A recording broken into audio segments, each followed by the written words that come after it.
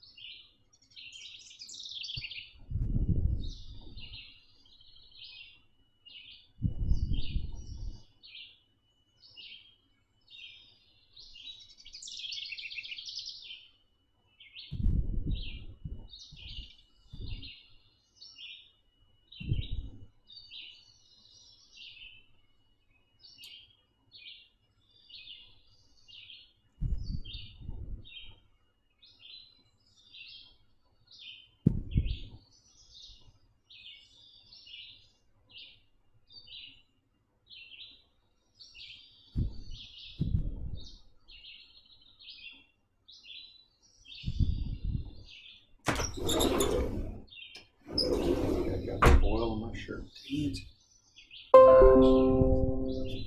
No. Afterwards. Oh. We're, Oh. That's 7.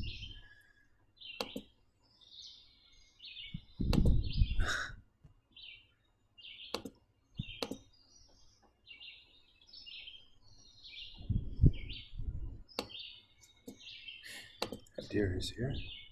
Huh? That deer's on there. Okay.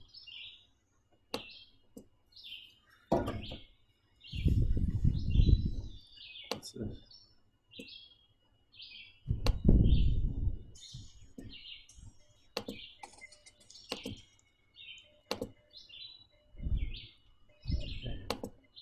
Whoa. Hi guys.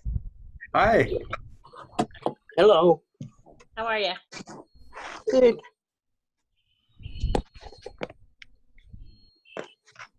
Hola a todos.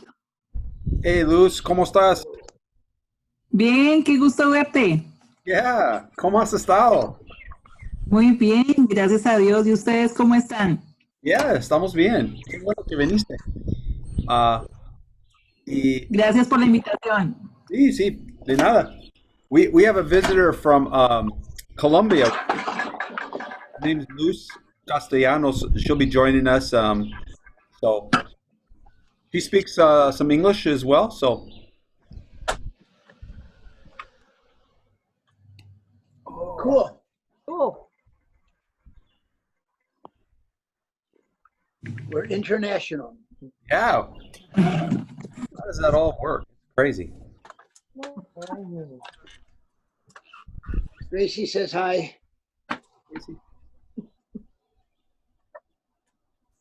Megan, you guys get the painting done today? Yeah, we did. I Kind of.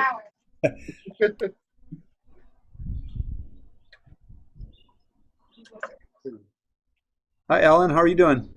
I'm good. How are you? Pretty good. I got here on time today because I didn't have class, didn't have water aerobics class tonight. I just went and did it quick and came Ah. back. So Sounds I good. snuck on late last week. So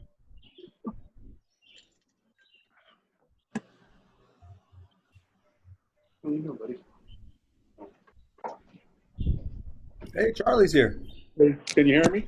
Yeah, how you doing? I'm good. Good. Thanks. How are you? Good. Thanks for joining. Absolutely. Absolutely.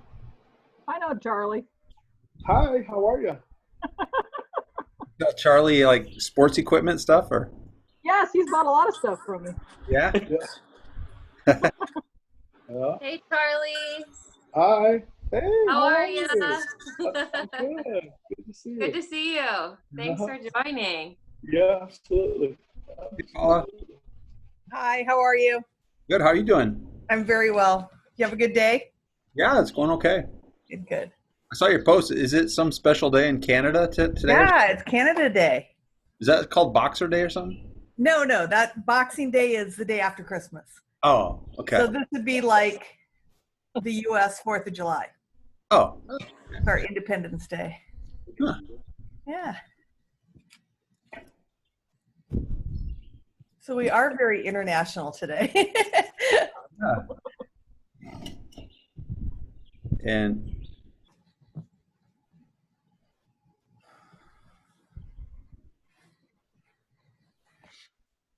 hey, Nan. Hello. Dan, how are you doing? Doing just fine. I thought I couldn't get in, so I sent you a note to send me the link, and then I found the link, and so here All right. I lose more things on the list of emails and I don't know what happens to them. Ginger. Audio. You're on, Ginger.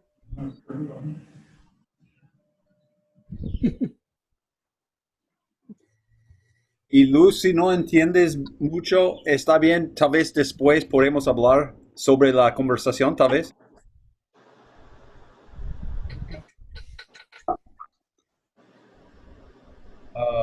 Well, muy bien. What?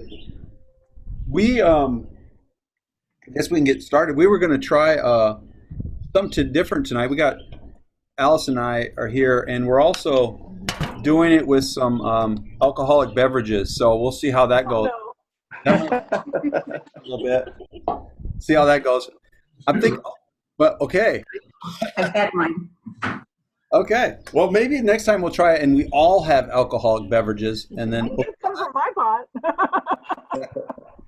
feel free to go to the fridge and grab something if you have to. So anyway, thanks for joining us. It's here if you want some. Oh wow, what do you got there? I have about 10 bottles of wine on my table here, so. Stocks. Man, you're ready for the apocalypse. Let's go to Ellen's house. You know where to go. Well, thanks you guys for joining us. I'm gonna go to a screen share, and I got a couple, basically kind of some quotes, and maybe it'll kind of jog a conversation. See where it goes from there. Let's see. Let me see if I can go to Word. Here we go. So, here's some thoughts. As I was getting prepared for this, I think that the purpose is a couple of things.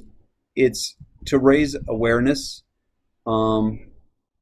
It's really talking about racism is kind of an ongoing conscious raising project, because racism is such an unconscious thing that happens around us, and I think it also goes another step farther. It's about commitment to fighting racism. It's not just about not being racist. It's also about being anti-racist. And so I think that's kind of where we start. But a couple of things that I came across, I'm reading a book. It's called White Fragility.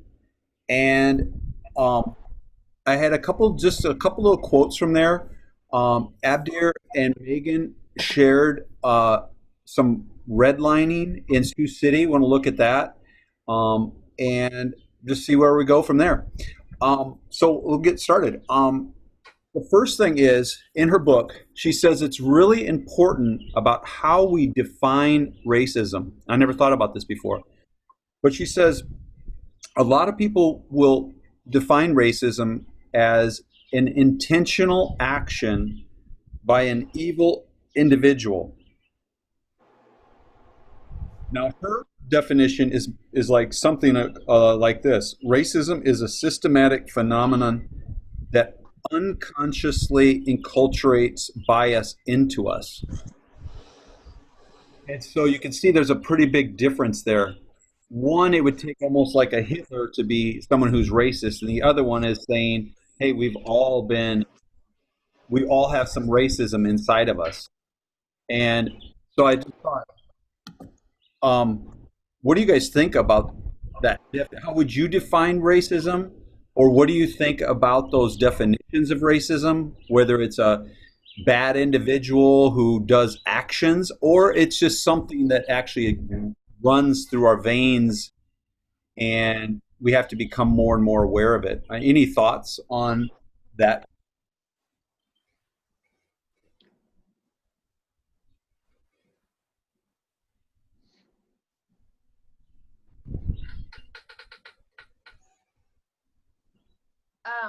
I think the most important part of her definition was like the unconscious. And I think step one for us is like awakening the unconscious and just acknowledging and accepting that it is systemic, and a lot of things that we were taught in history or our culture, it has racist undertones, and we don't really address that in school. And so I think it's our responsibility to acknowledge that ourselves. And I think that that's a large part of the Black Lives Matter movement, is to first raise awareness. And it's not to make you feel bad or call you out, but just making you aware. And I think that goes along with white privilege as well. Mm-hmm. One thing that we've talked about a couple weeks ago when we were talking about racism versus prejudice or discrimination, the difference I understood in those conversations was that racism is really when the group or individual who has power shows a prejudiced act or acts indiscriminately. So I think the power piece of that is important. And I think it's missing in that definition. I think you're right. There's power involved here. One side has it and one doesn't, and that's kind of missing. But in that, yeah, good addition there. I think that's true. I had another thing. I'll throw another line from D'Angelo here. So definitions are big, but also language. Lenguaje, how we use language in this. So she says the language we use and the way we name access to power guides our reaction to injustice. So listen to this line. Women won the right to vote in 1920. Now, that's a way a lot of us talk. But there's something huge that's not said in that line. It means only white women got to vote in 1920. And it's staggering to believe that women of color could not vote until 1965. And so these are things that we're constantly told. Women got the right to vote in 20, but actually there's a bigger story there. And I mean, it's just a subtle thing, but that's a big one if you're a woman of color. Any thoughts on that? Or do you guys see, I think more importantly, do you see any other ways in which we talk like that? We just gloss it completely over by the way we talk. I know that might be hard to think of an example, but any thoughts on that, the way we use language and how it kind of insulates us from the problem of... Yes, I do. Oh, okay. Institutional racism, which some people call systemic racism, it becomes just like a natural practice to people. They don't even realize they're doing it. And today, with the current administration, with all sorts of things, and the latest has been battling against the president talking about cutting funds for housing for people. And I think I'm probably the only person who's on this, maybe others are, that grew up in a majority minority area. I grew up in the South Bronx, in the housing projects, and never knew. I mean, I saw subtle racism being born Jewish, but I was always around, I'm 68. I was always around other races and always had other friends. And until I moved out of New York, I never realized I have prejudices, just as part of, my husband points it out to me all the time, saying, well, you are prejudiced. I said, no, I'm not. I've always, fought for civil rights. And when I was a child, was taken at 8 years old by my aunts to the March on Washington. So and went to an all-black high school where I was one of two whites and had a wonderful, wonderful experience. And I thirst for learning about other ethnic groups and other races, and I've lived on the reservation. But I think we all have that, there's subtle racism. There's that institutional racism that we don't even realize that we're participating in. For sure. I think that's why we're all here, is to try to become more aware of the ways we do that, you know? Going back, Todd, to what you were talking about with the language, even like when we say that, like small town America, okay, white America. Oh, she lived in a sheltered community, of like this innocence, right? This like idea that, oh, we're protected from the minorities and so they're sheltered, so they don't know any better. But you would never say that a minority community is sheltered. It's like we automatically assume there's like this given innocence to white people, but not to people of color. And I think that's like a language use too, that it automatically we assume, oh, the white people, they're sheltered, instead of there are people that grow up with different races in communities without exposure to other groups, but they're not sheltered. It's just crazy when you think about our language use and what it really means. Wow, what a great example. Wow. Man. That wasn't for me. You'll get it later in the book as you keep reading Right Fragility. She brought that up. I should make sure to state that. So. I know, getting ideas like that, that's like, man, you got to get those books, I think, sometimes. You just can't, like, how do you come up with that? That's a good one. But, yeah.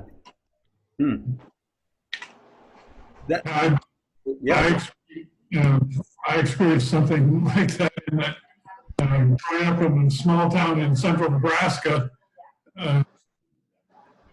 I didn't experience other races a great deal. I had experienced a couple of black people, and we had some Hispanics that came through as migrant farm workers. We had sugar beets out in that area. Not any experience greatly. And through very white college experience as well too, in a small town here around Sioux City up in Lamar's. And so terms that we used, that we accepted, we didn't really understand what the source was, what we were saying. And one of the ones that came out of Nebraska was when we were trying to get a better price, we Jewed them down. And when I got back from active duty and came back to the Sioux City here, Jewish brothers in a furniture store, Emil, dear soul, was excited because he'd heard I was looking to buy a house here in Sioux City, and we're going to get settled here and move down here from Lamar's. And so when I came back one afternoon, he said, "So were you able to get your house bought?" And I said, "Yeah, I Jewed him down to." This was a good Jewish fellow, you know. He didn't appreciate it, but I didn't even know what I was saying. I didn't understand, you know, just a dumbness on my part, but I don't know how those things get started. But I think we have a lot of that in our young kids now. They hear their folks say some of these horrible things about other people and races, and they start to learn to accept it and don't realize the full implications. Mm-hmm. Well, and I think too, you know, she had said earlier that we're in a sheltered, you know, if you're coming from a small town or from a predominantly white area, that we're sheltered. I don't think it's sheltered. I think we're ignorant. Because like in that case, to say, you know, that you Jewed them down.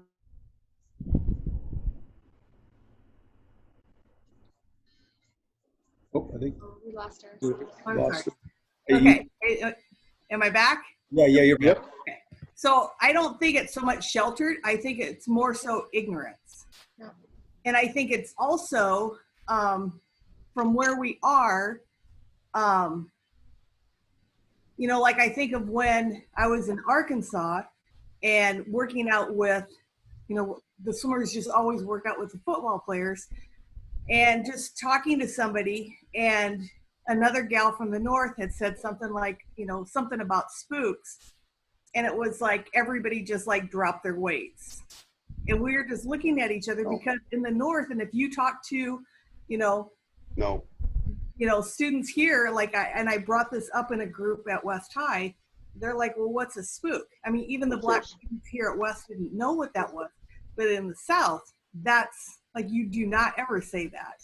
And so it's ignorance on our part as to regional, even as to what's acceptable one place and what's not. Yeah, and Jay, are you there? I'm just curious. When Jay comes back, I want to ask him. Jay is a Jew, and I wanted to ask him how he feels about that statement because I used to use that myself. I Jewed him down. Never thought much about that, but yeah. Totally unacceptable. If you go into tolerance.org, I think it is, there's a whole list of words or names that we use. Something even like to say that, oh, you're such a bucket head, meaning, you know, you have a bucket on your head and you're like, you know, you're just a bucket head. But that is such a slam to a group of Asians. And it's just, I mean, there's a list and that of terminology that we use that we don't realize is so hurtful to other people. If I can find that list, I'll send it to you, Todd. Yeah. You can put it out. I just really want to play this right now. I want to play devil's advocate for a second. This, I think, is one of the big dividers in our country right now. There is I don't know, maybe a third of the country that is super tired of having to be careful about how they talk. Now, I'm playing the devil's advocate here. And so there's a lot of resistance to political correctness, you know, and that's kind of where we're heading to right now. What do you guys, how do you respond to that? That when it's celebrated, rudeness is sort of celebrated. How do we react to that, or where are we at with that? I mean, any thoughts on that? This is the big one, I think, right now. I think as a teacher, like I feel like I have a big responsibility to shoot hateful language down in any capacity. And so I don't know, just going against what the student's norm is or their language, that's where my head is going automatically. It's just my classroom and all of the times that I correct my students, whether they're using inappropriate language or hurtful language or slanderous language. And so I think also as parents, it's our job to do that too. But I guess that gives teachers like our power is that if our students aren't hearing that language is hurtful from their parents or from their families, then I don't know, we have as teachers a chance to correct that. I just think as compassionate human beings, if you're using a term that's hateful or hurtful to someone else, why would you not want to quit doing that? I mean, I just don't get it. If you don't understand that it's hateful or hurtful, hopefully someone would speak up so that you can be corrected and not continue to use that language. But I don't know, I just think that's basic human decency. Mm-hmm. But to carry what you said, Todd, those, you know, that the whatever 35% of the people, when you tell them that their language is bad and they've learned that at home and they live their whole way, now you're telling them that what they learn is wrong. I mean, why do they give pushback? Why don't they understand that? Where do you get such anger? There are people that celebrate being politically incorrect. Yeah. And it's like, what's up with that?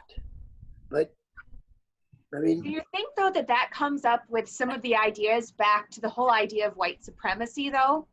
When you think about people that use language that isn't politically correct, it elevates their status. And I think that that's what it goes back to. And when you call people out, they feel guilty or embarrassed. And so then it goes right back to their own insecurities and their own defensiveness. And so they don't want to think that they're wrong. And the hurtful language helps them be in a place of superiority. Yes. Ginger, you have anything? Well, I was just reacting to what Barbie said about if something is hurtful or harmful, you just wouldn't do it if you were if you believed in basic decency. But then a lot of people don't. They don't care if they're politically incorrect. You have to have that compassion gene developed in you from childhood on. Megan, one thing I agree with that. One thing you reminded me of in this book, and it goes back to the definition. Why some people get so offended is it goes back to their definition of racism. If you think it is an action by an individual, then it's saying that you're a bad person. D'Angelo's definition is we all have racist something in us. And so it's not so offensive, But to a lot of people, they're instantly defensive about stuff because you're basically telling them, hey, you're a bad person. And I think there's a bigger understanding out there than just, hey, you're bad or you're good. I think one of the things is you don't make change based on calling, you don't develop an openness to them wanting to change and use different language. And so sometimes, even though we feel like it's necessary to say something, we probably not change that person significantly. They've got to find some way to want to make that change or want to be informed, and so that they don't misuse it in the future. If you just start with a, hey, right thing to say in public, to people for these reasons, offensive, and you don't get anywhere with them.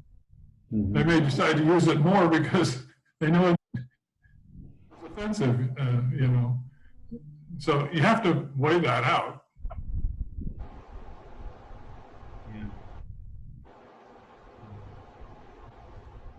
I was going to say. Yeah, in that quote about women being able to vote in 1920, it's not just individual words like what we're talking about.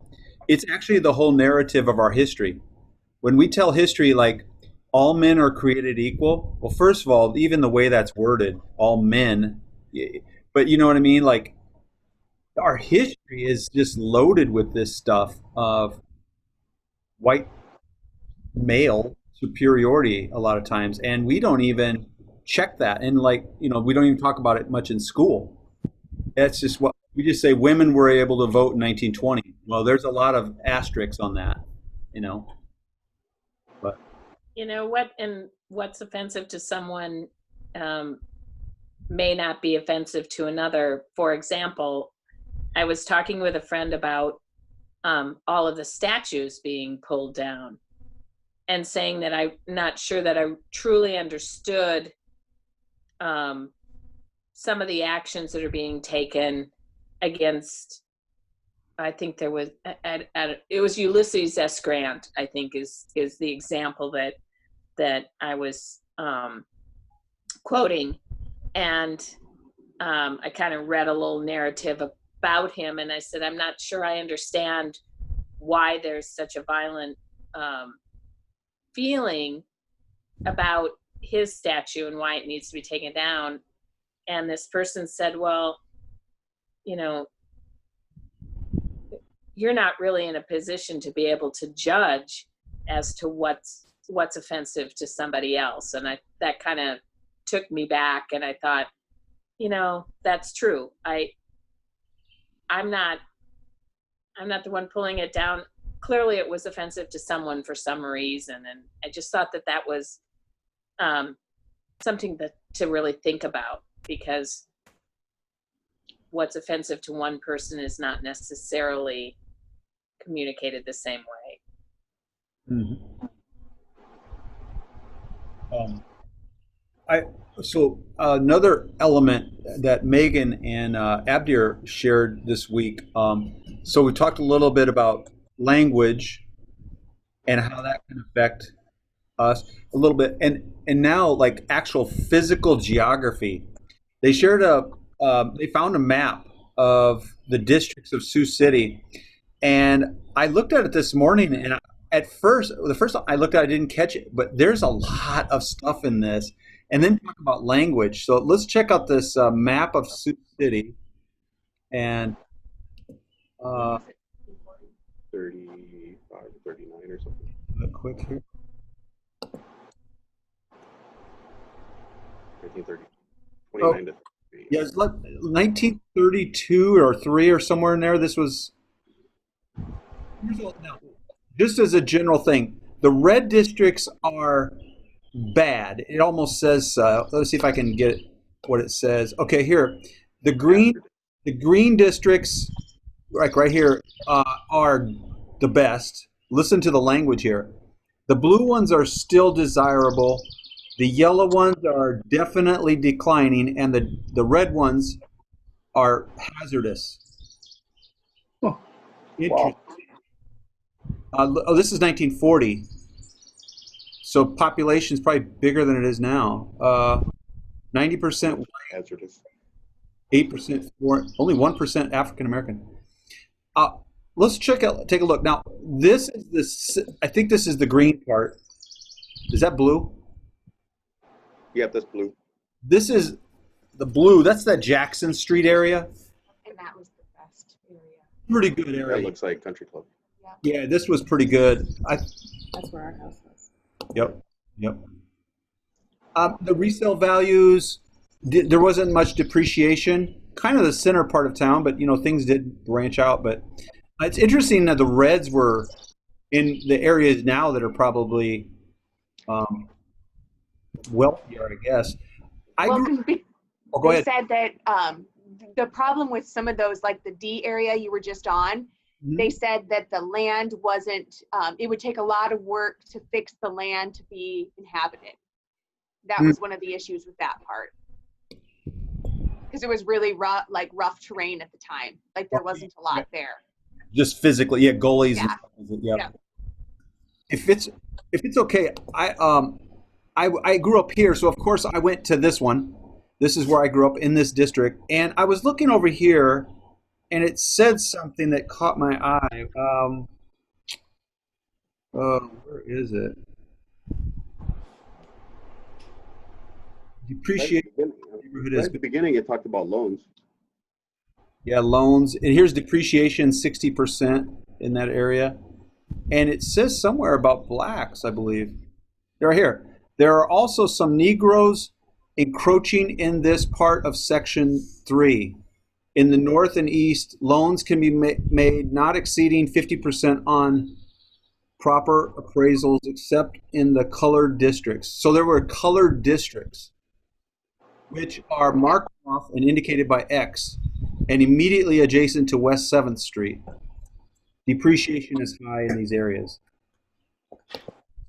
So that's where I grew up. And then over here is this would have been, that old Hopkins, not Hopkins, Harry, you remember the Stockyards area?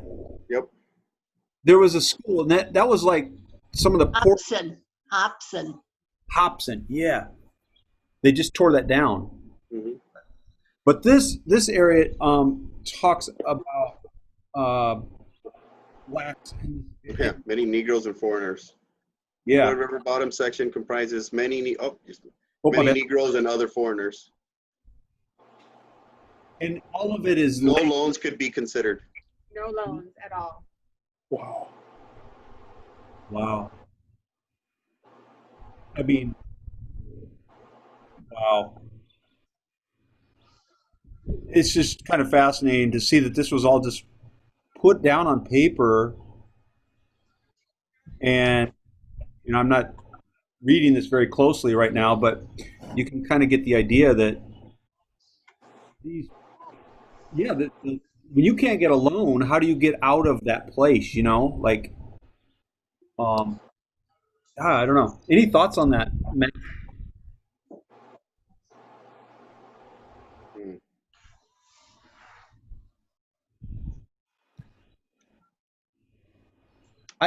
One thought I had was Allison. I went right to where I grew up, and then I went to where Allison grew up, and hers was, I think, in a yellow. She grew up in Middle Morningside area, and already then it was sort of a little bit declining a little bit, and but it didn't say anything about Negroes, and it said that in my area there were Negroes encroaching, I think was the word, which is an interesting word, encroaching. What does that mean? That has some connotations there. Big time. Yeah. Um, and then I grew up with black friends, and Allison didn't. So it's just kind of this history thing that's kind of weird of how this stuff goes back a long ways. But Yeah. And my cousins who are part black grew up on the west side, very close to where Todd grew up.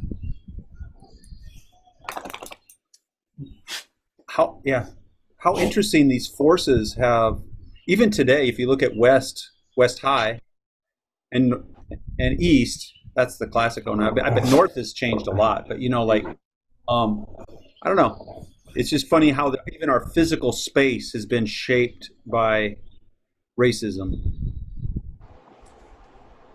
Yeah. Yeah. Any other? Hey, anyway, I just wanted to throw that out there.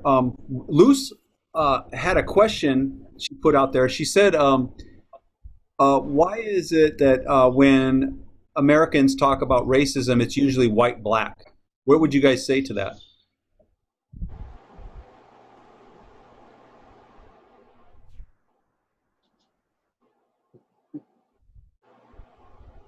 Estoy repitiendo la pregunta que hiciste sobre por qué cuando hablamos de racismo hablamos de negros y blancos.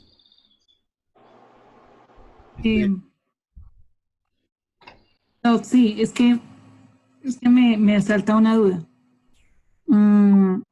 Ustedes están hablando de la situación exclusiva de los afroamericanos. En mi país, We exclusively talk about 14 grupos, 14 grupos diferentes. and there's so many different groups in your country. Ok, acá están los negros, están los raizales, están los indios, y a eso sumarle 4 o 5 grupos más. Ustedes hablan de problemas de distribución de la tierra. Acá tenemos lo mismo, pero en esos territorios hay problemas de violencia. Y se estima que esas poblaciones son las que sufren esos problemas de violencia. O sea, además están segregados, discriminados, con hambre, sin educación. Y en los peores sitios de Colombia, está la discriminación del Estado. Entonces, yo pensaba, es complicado, pero es la misma situación. Ustedes la hacen visible, acá no es visible, acá es algo natural, acá es algo como que todo el mundo se acostumbró a verlo. Y me aterraba, me cogía la cabeza y me aterraba.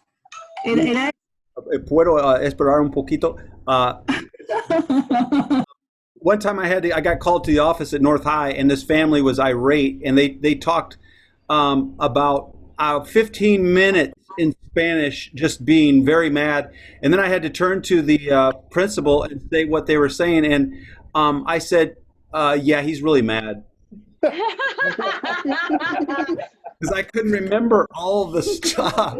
But Luke was saying, there's so many groups in our country. Why is it? She sees it a lot of, from her angle, a lot of black-white stuff, and then she started talking about the physical space stuff, and it's a lot of the same situation. And she was talking about violence in certain areas, and so, but she says a lot of this situation stuff is similar, very similar, in the physical layout of the cities and stuff like that. Actually, I think their cities are a little bit different than ours. Our cities usually expand outward, and the suburbs, the wealthier areas on the outsides, and sometimes in Latin America, the wealthier areas are in the middle, where all the infrastructure and all of the stuff was already settled. And then if you go to the outskirts, you're looking at dirt floor shacks and stuff like that. It's kind of a reverse thing, but still, areas of town are different, and they have the same sort of, she said, government discrimination kind of stuff. So, Luz, ¿algo más?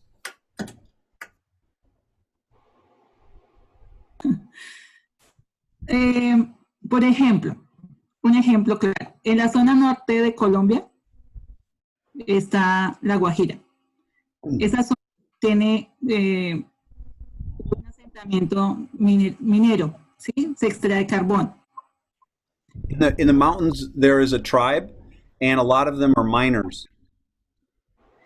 En esa parte era un asentamiento de raizales, que son los sobrevivientes de la esclavitud de la colonia colombiana. Es decir, los hijos de los negros esclavos son los raizales. Hicieron grupos, communities, que se llaman palenques.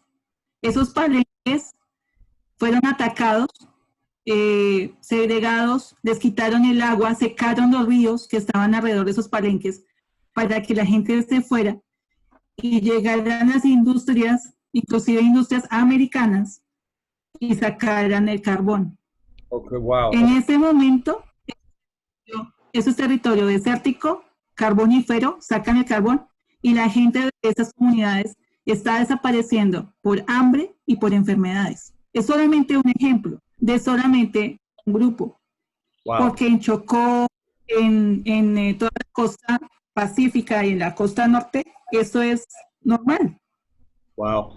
If I can, Abdir, you feel free to have any time here. One thing, okay, what I was hearing her saying is that in the hills there's tribes, but there also are sons and daughters of former slaves, and there's a name for them, palinque or something like that. She was saying, and they live very poor lives, and they work almost as slaves in mines that mine out carbon. It'd be coal. Carbon would be coal. So coal miners, almost slaves, and they also, she threw in this little monkey wrench. They work for some of them are American companies. So there's another, just this whole heaping of stuff in this world that, yeah. But how cool is her speaking in her language? Yeah. Somebody spoke earlier about thirst for understanding. Was somebody took a note? One of the ladies spoke earlier about the thirst for learning from other ethnic groups, is what I wrote down. How much more would we understand if we actually understood what she was saying instead of having a translator? You know, that just goes back to that thirst. I mean, it's not hard. You learned it. You picked up the language, right? I mean, it was, yeah, I don't know. That just caught me how she's speaking her language. And then going back to the notes here, the thirst for understanding. I just wanted to add that in there for that. So make a note on that. Yeah. Good one, Charlie. I sometimes I get caught in a pattern, like, you just get up and you go to work and stuff, but the job of teaching foreign language, I just wish that we were more effective, I guess, in this country. Less than 1% of people who go to public schools, 93% of people study foreign languages in schools. Less than 1% of them become bilingual because of it. So it's not very effective in this country to take 4 years or 2 years and then, but what a job. If we could do better, I really think it would open our minds to so much, like stories like Luz tells here. And for whatever reason, we don't seem to take it very seriously. I don't know. But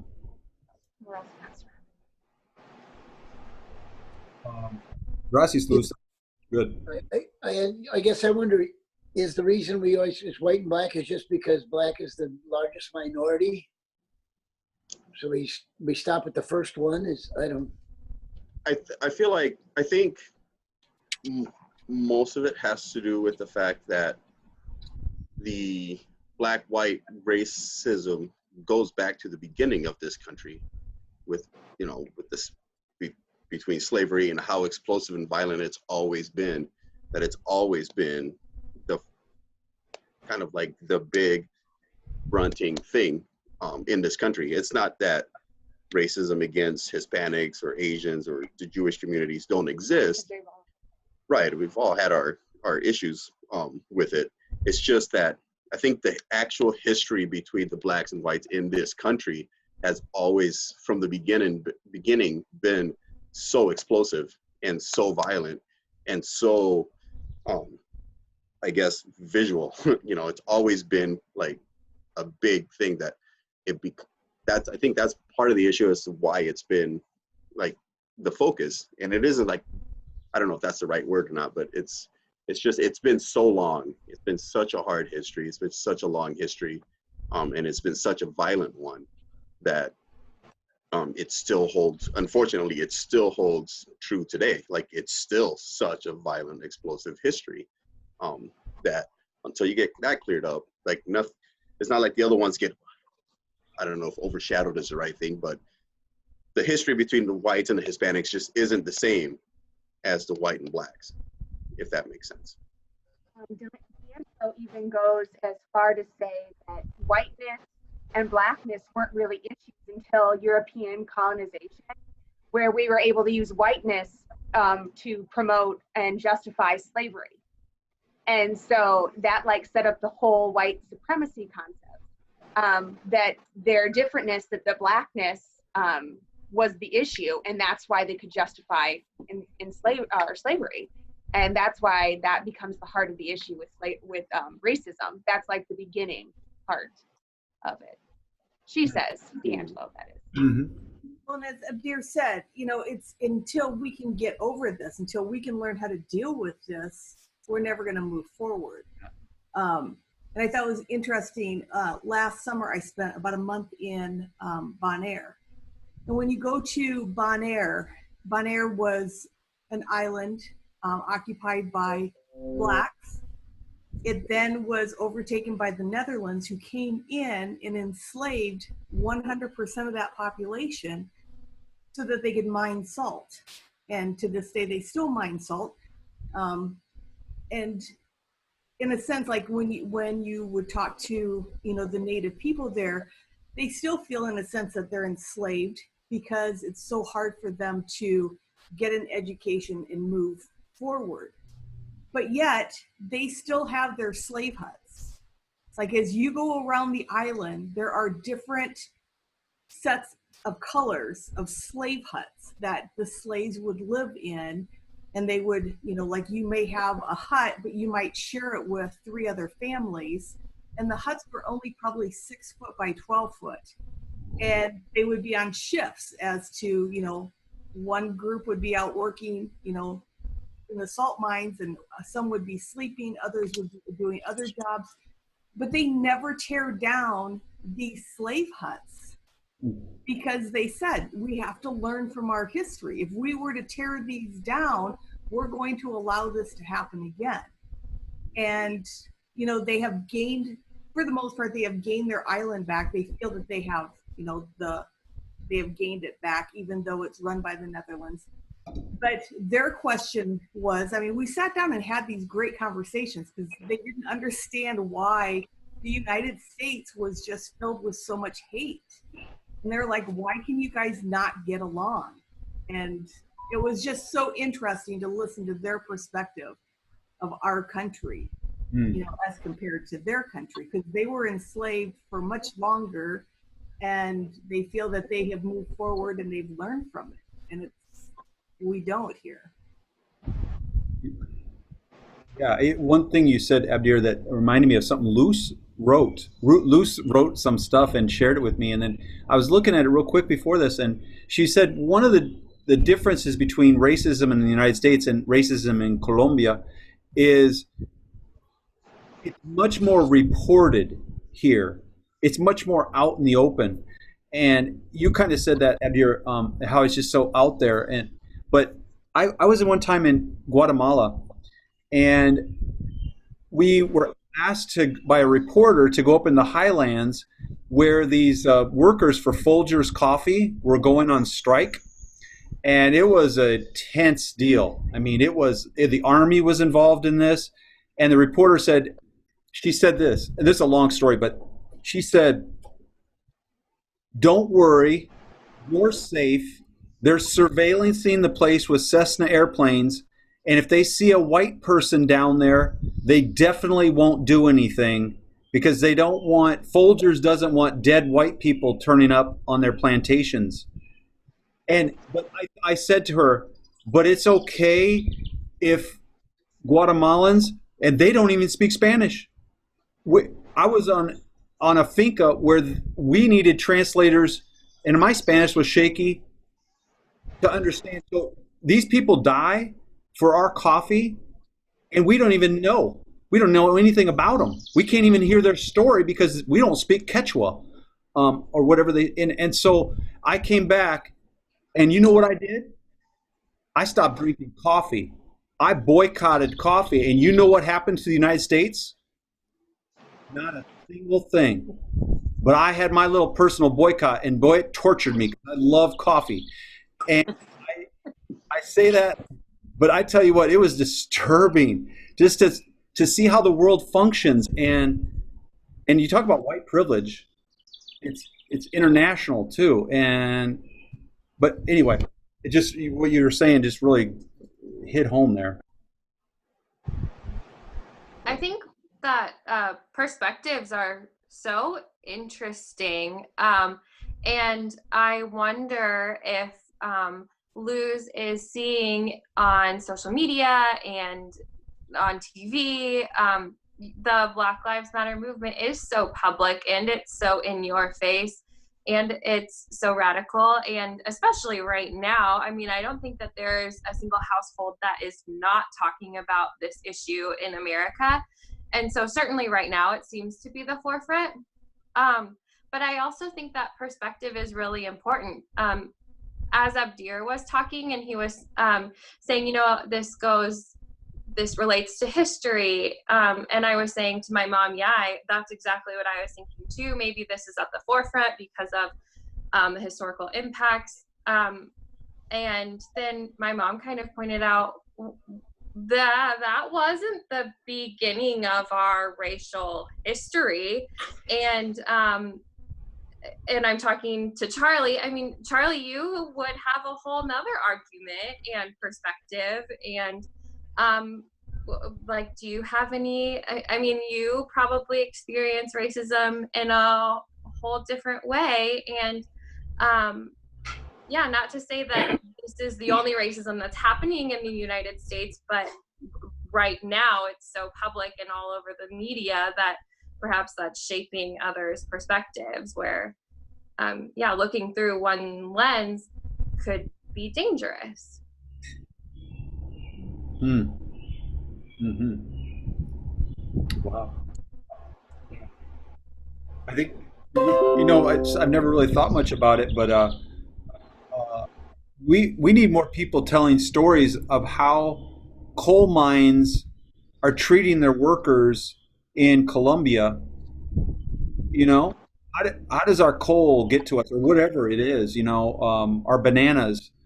I don't know, but you're right. We do report a lot about white people if they do bad, like or you know whatever. It's if it's a white person in the story, it becomes kind of a big deal.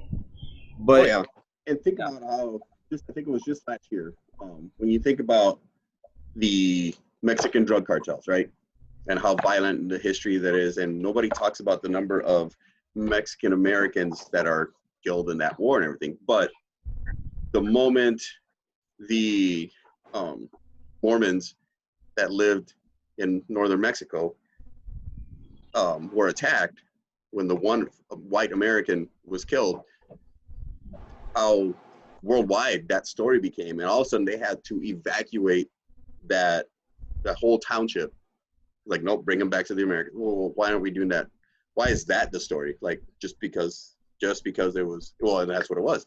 Once a white American was a victim of this and it became that public, it's like, oh no, we've got to bring them back. Well, we're not doing that for all the other Americans that are being killed that are of Hispanic descent. Why not? Why isn't that as big of a story? Good point. Happens all the time in El Salvador. Right, and that's been going on forever.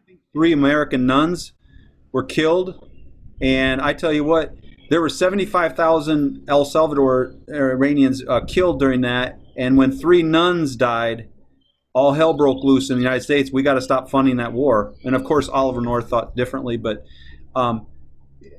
wow, you know, it's a different way of thinking of white privilege. But we sure get attention, and I don't know what to think about that. I'm glad Luce is here because it really does bring out a much bigger story than just the United States. It's around the world, and very. Um, if Well, I when you talk about how public the racism is, you know, part of the reason you don't, how much racism do you hear about whites versus Native Americans from the East Coast? Well, they're not much, because to 150, 180, whatever it was years ago, they decided to move all Native Americans from the East Coast because they wanted to grow that area, and you move them to the central and put them on reservations because that was such a brilliant idea. But so now you hear about it, but that's where the big conflict is. You don't hear about it as much in the East Coast because, you know, we moved that entire population out of there, or we tried to, most of it, so that it could become a white part of the country. So is there as much tension or heard about in that area? Probably not. Well, a quarter of the country lives on the East Coast, you know, the population over there. But does that mean that the history of white versus Native Americans isn't as strong or as violent, or like you mentioned, much older of a history in this country? You know, no, it's been physically moved to the central part of the country, or even the western part of the country, where the populations are just less dense. And I don't know, it's just the violent part of it has been, you know, squashed in that area for so long. We've oppressed that part of the population in such a harsh way that the Americans did such a very good job of stealing the voice of the Native Americans and quieting them, whereas the black population has always been fighting since we forced them out.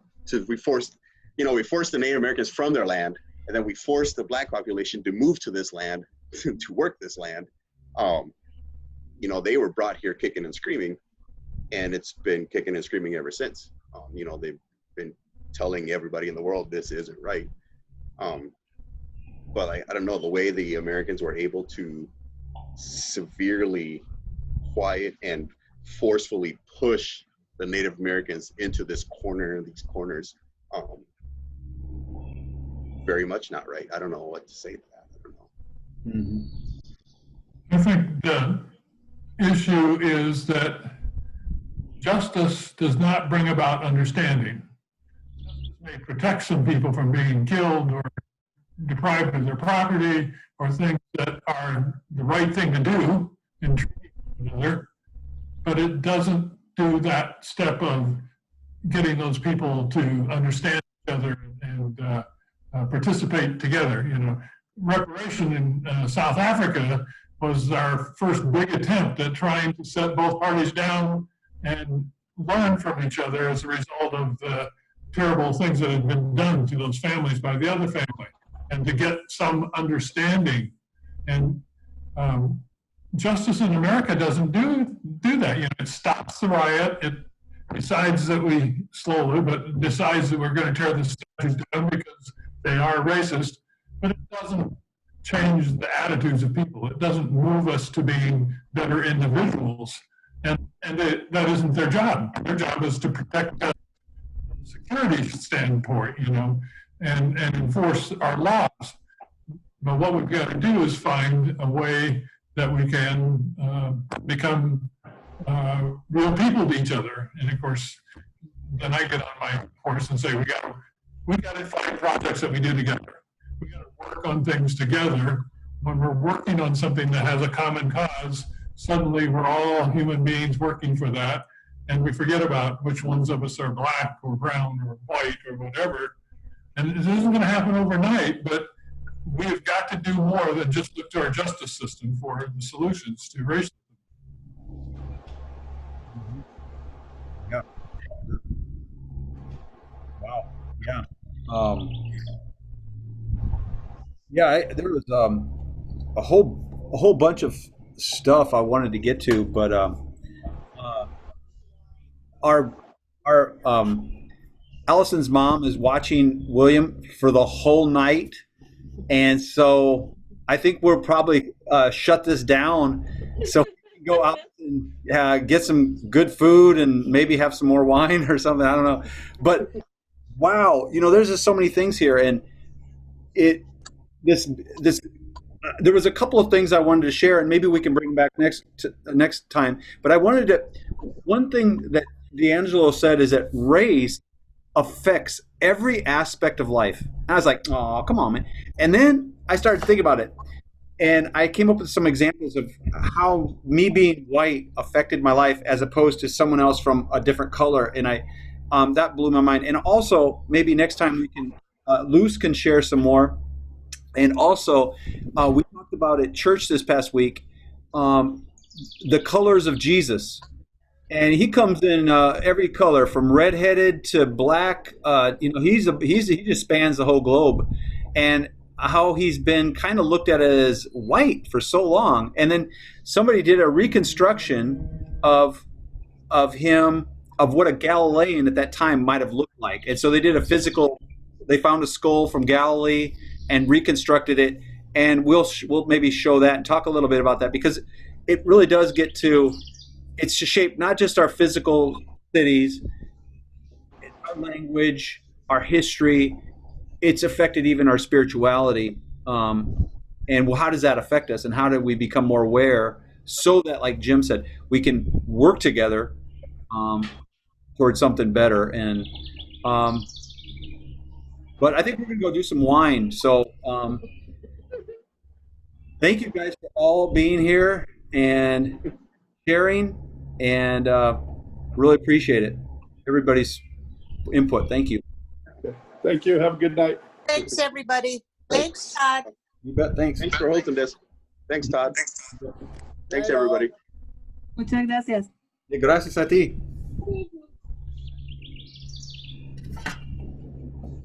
Hey, Clara. Hey, Clara, are you still there? Hello. Yes. Sorry. Hey, how you doing? Hey, I don't know if you ever want to, because I know your experience is kind of kind of unique. I don't know if you'd want to ever share what kind of how that's all going. Because have you guys gotten any of the paperwork done or anything has been? Yeah. Well, let me just introduce my husband, Simon. Hi, everyone. Simon is from Senegal. So I studied abroad 3 years ago. Long story short, 3 years later, we're married, and he's on his way to get his green card. So yeah, so we're in the process of getting all that. So if you watch the show 90 Day Fiancé, that is what we did. So Wow. And so the green card's in the mix, huh? it's in the mix, yes, hopefully. So we're waiting on a work permit, and so we can start working, and then it'll take a couple years to get a green card. So Okay. Well, good deal. Thanks for joining us. And yeah, sorry I showed up a little late. We got cooking and I forgot. we'll probably be back next week. So you can join us. We'll be there. All right. Thank you. See you, Claire. Bye. Oh, Jim, you talking? I think you're on mute. Oh, there you are. We'll talk next week. You go have a good time. Or not next week, but later this week. Okay, that'd be good. All right. Yeah. Okay. All right. Thanks. We'll see ya. Bye.